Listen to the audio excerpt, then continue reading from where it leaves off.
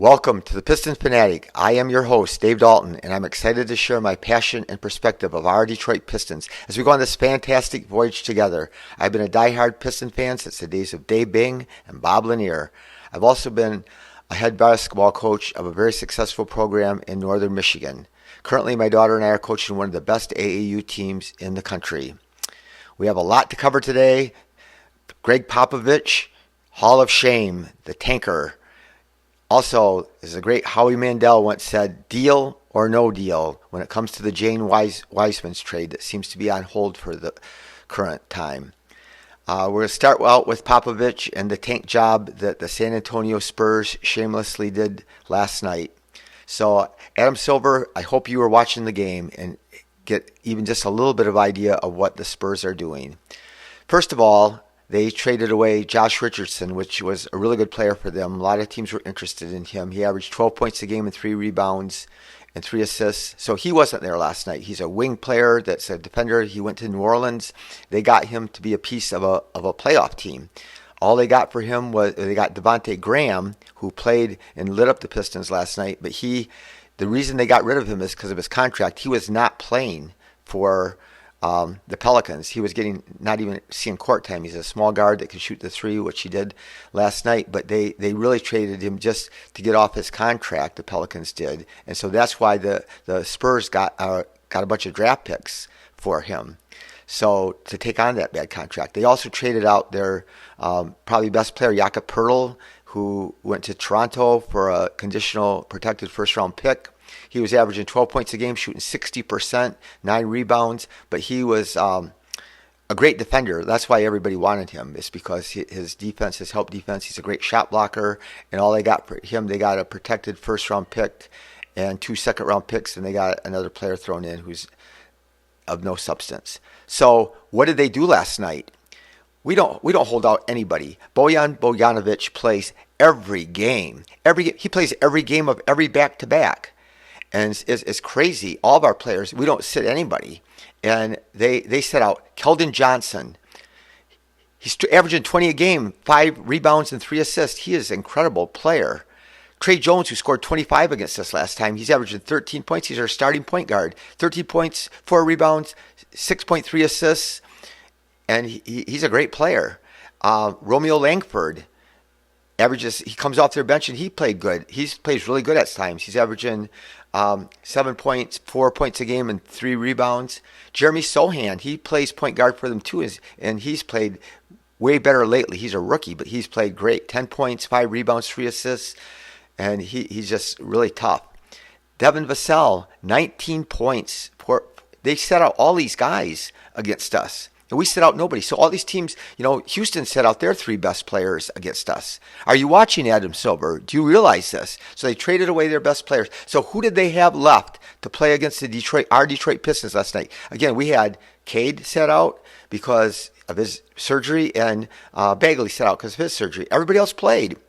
And they started Blake Wesley, 28th pick in the draft. He's a rookie, first start ever. And that's who he played against. He had averaged 4 points a game. One player that he played that was good, and he had a great game, Malachi Brandon, that's from the Big Ten. I liked him coming into the draft. He was picked 20th, and he's only averaging 8 points a game, but he had 27 against us.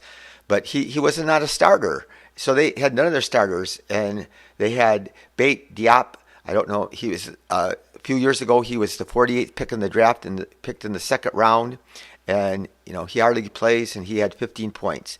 Isaiah Roby, he played against us. So this is his second start of the season, and he averaged 11 minutes a game. That's all he averages, and 4 points. And, he's just a role player, a sub down the end of the bench. And Zach Collins, who doesn't start for them usually, he has started 8 games, but he plays only 20 minutes a game usually, but he fouled out, which hurt them in the second overtime. But he scored 29 against us. But these guys are all their bench players, and we were playing all our best players.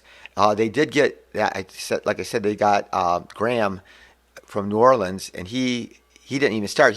Some of these guys just flew in on the airplane today. They never practiced even with the Pelicans.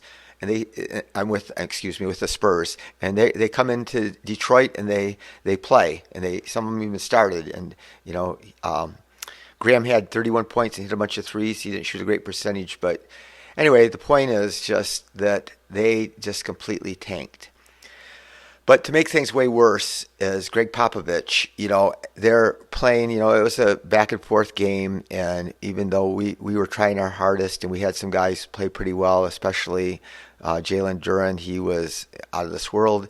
But the end of the game, it comes down at the end of the first overtime. They are up by 4 points. The Spurs are ahead by 4 points, and they just let it go get away. So they come down the court. The Pistons come down the court. There are 18 seconds left, and they're up by 4. So come down the court, and right away, Bojan gets a quick shot from the corner. We think it's a 3. He makes it, and they review the play, and it's only a 2. So they're still down by 2.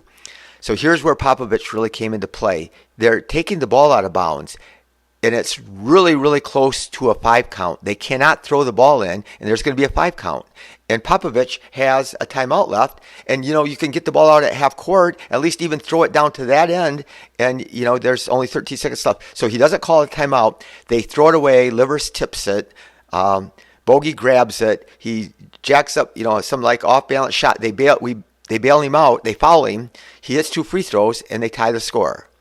So Pop has still a timeout left. There's 13 seconds left. Instead of calling timeout with 13 seconds left, getting his team with players who he's never even coached before and setting up something, he just lets them come down the court and doesn't use his timeout. So they come down the court. Someone sets this pick for Graham even before half court.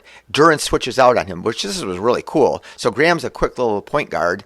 He's just over 6 foot, and Duren just gets down and guards him. And he can't get a shot off. And he had a bunch of threes against us. Then he ends up throwing a crappy pass, which he has to throw over Duren that barely gets to another guy on the Spurs team. And they hoist up a terrible, crappy shot, which they miss. And the game goes into double overtime, where Collins had fouled out, and we go on to win. And they still were ahead by 4 in the second overtime.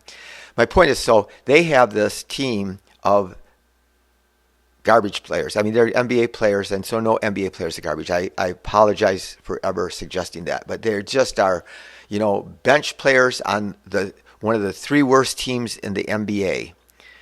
And we're playing all our best, our young guys and our veterans that we hung on to. That are, Bojan's a great player, and he plays 40-some minutes, and the thing that we need to learn is that they're tanking. We don't tank. I mean, we need to get a high draft pick. And this game really exemplified why I've been saying that all year. So we need to get a high draft pick, not just, we could end up getting a 7th or 8th pick in the draft, even if we finish in the bottom 4, which we're likely to finish with one of the 4 worst records.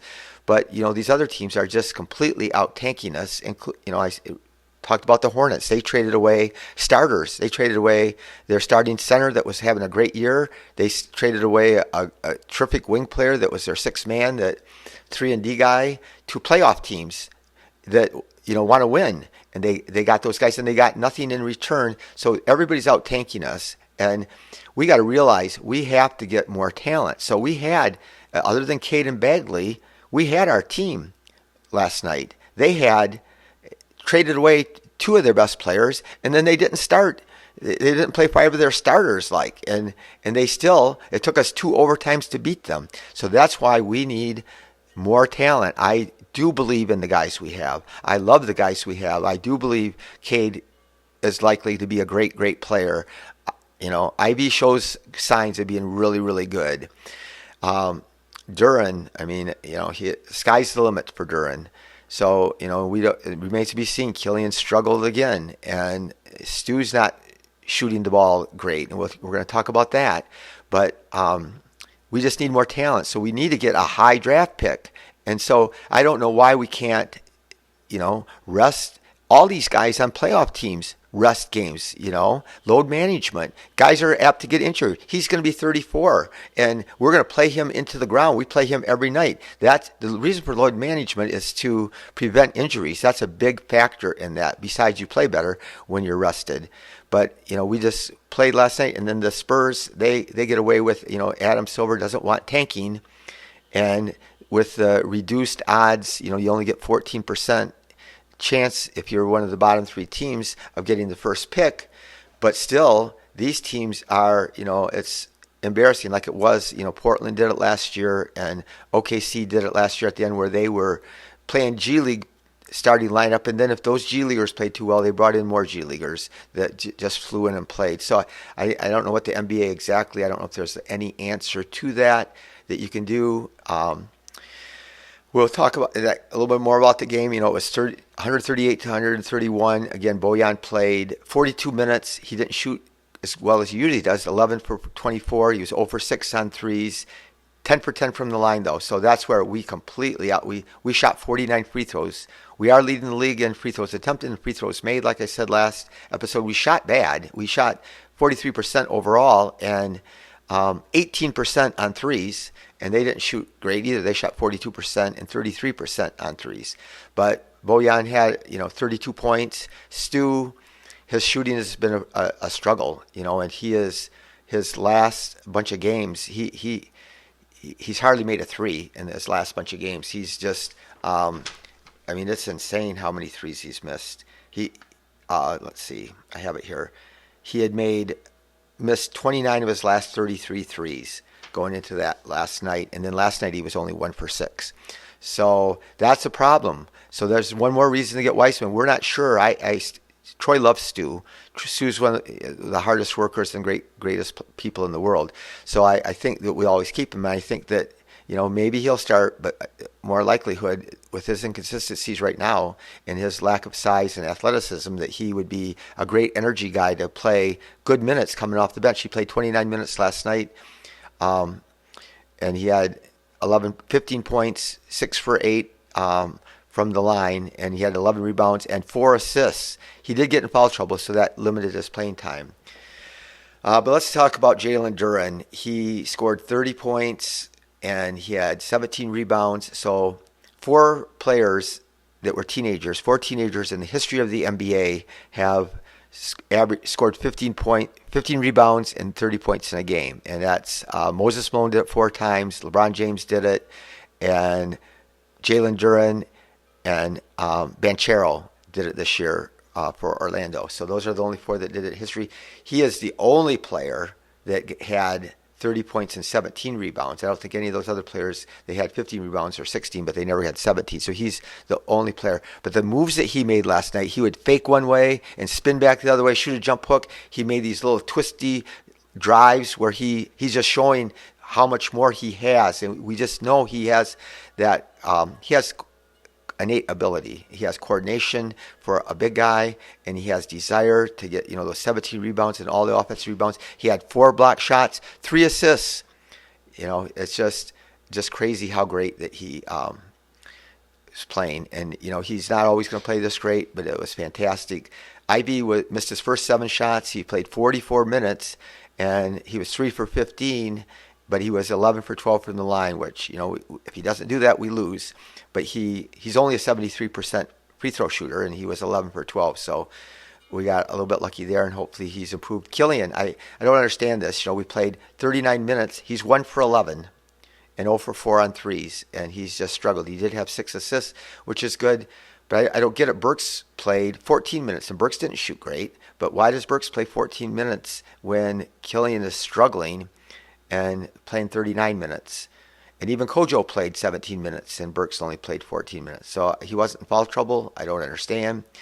Livers played 40 minutes. He made this great hustle play where him and Ivy drove on the floor and fought for a ball, and they flipped it up.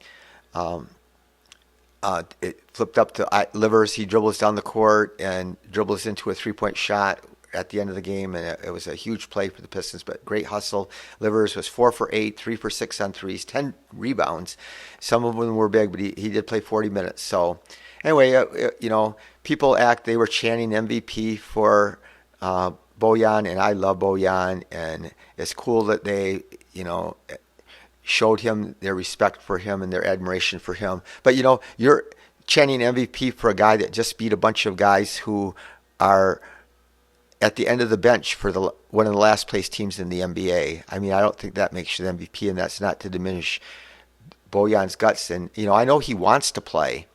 teams just got to take it out of their hands and just rest them once in a while, especially a veteran. We want to win next year, and we want him to be part of it. We didn't trade him, so why are you going to risk playing him into the ground and playing him every night and playing him over 40 minutes? It doesn't make sense. So our buddy Stanley Johnson that played for the Pistons that we drafted high, I think with the 7th pick one year, but he had 8 points, 10 rebounds, and 3 steals and played some pretty good defense.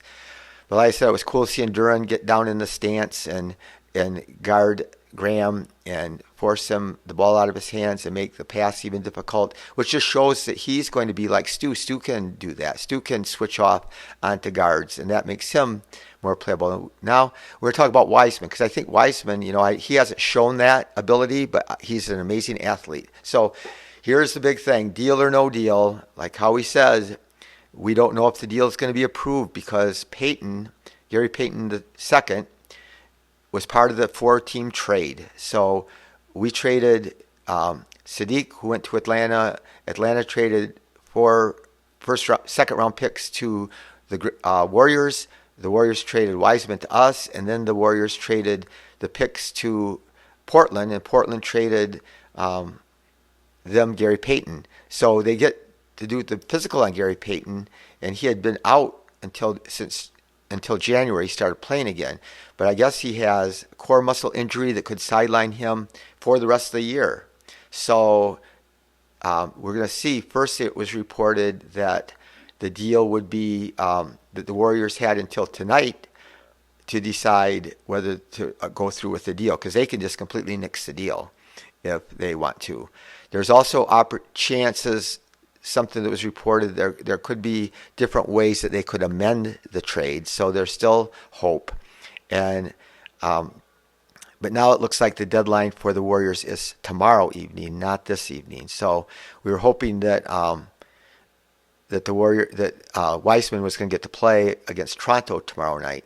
I'll tell you this, Piston fans, I know we just barely in double overtime beat a terrible team, and we're 15-42, but I love our Pistons, and I still am excited to watch the young players play, and I still believe in our future. And so when I sound a little bit, I am sounding negative because it does bother me that we don't try to get that higher draft pick. Again, you just play your young players. I guess maybe he was trying to tank last night because he kept on playing.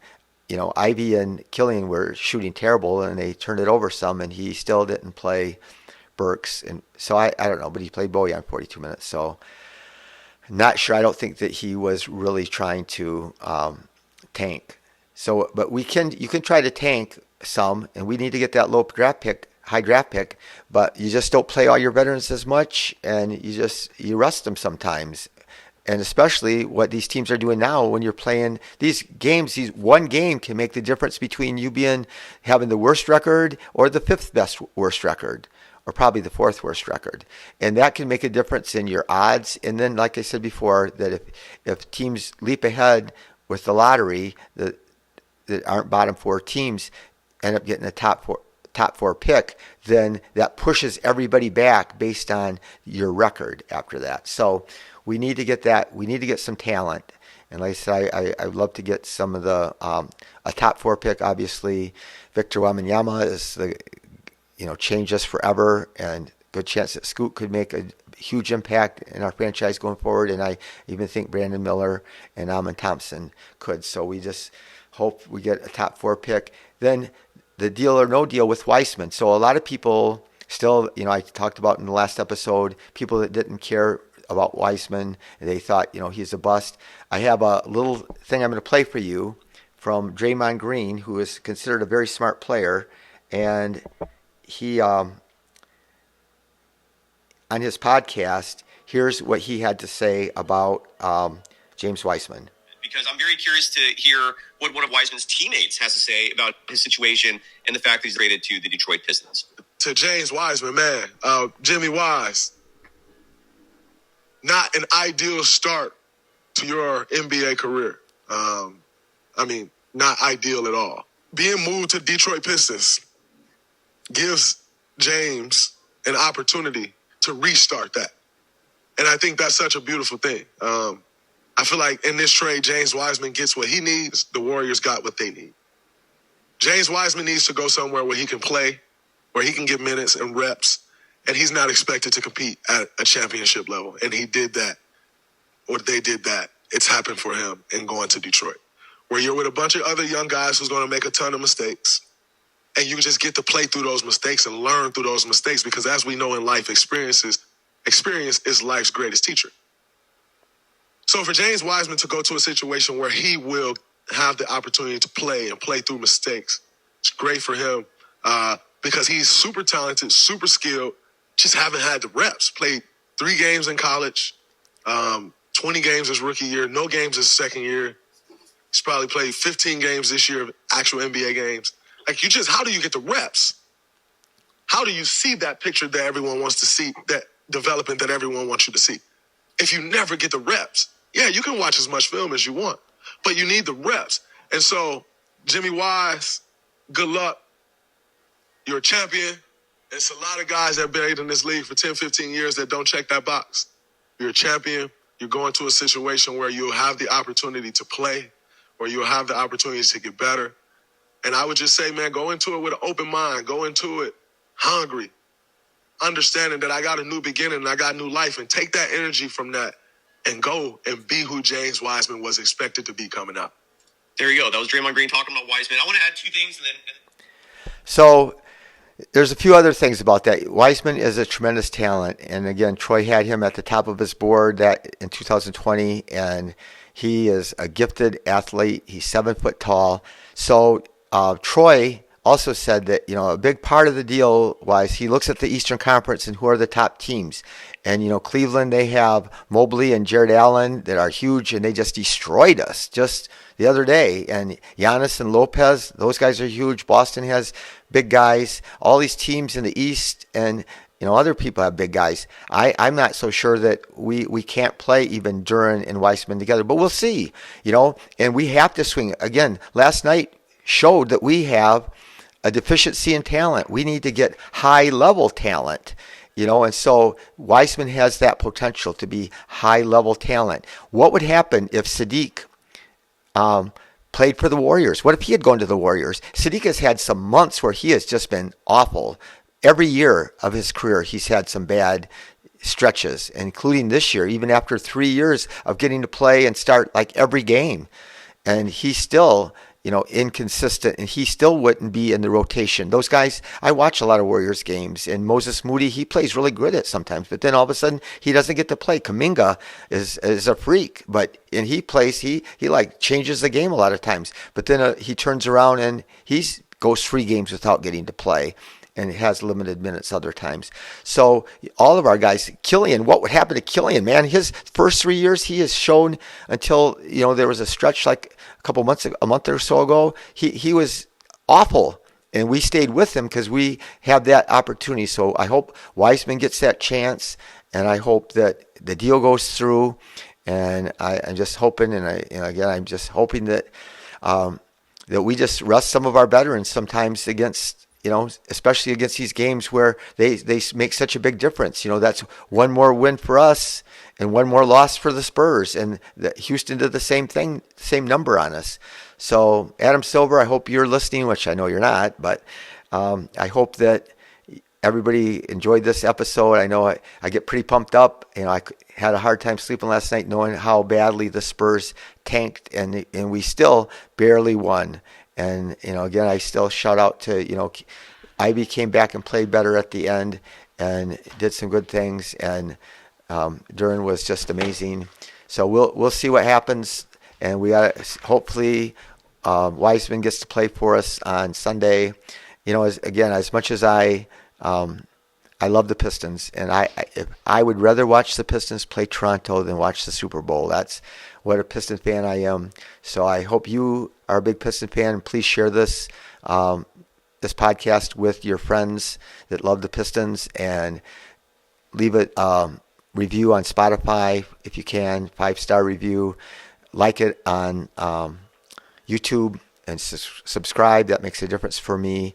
Thank you all for listening. Do something nice for somebody today, and go Pistons.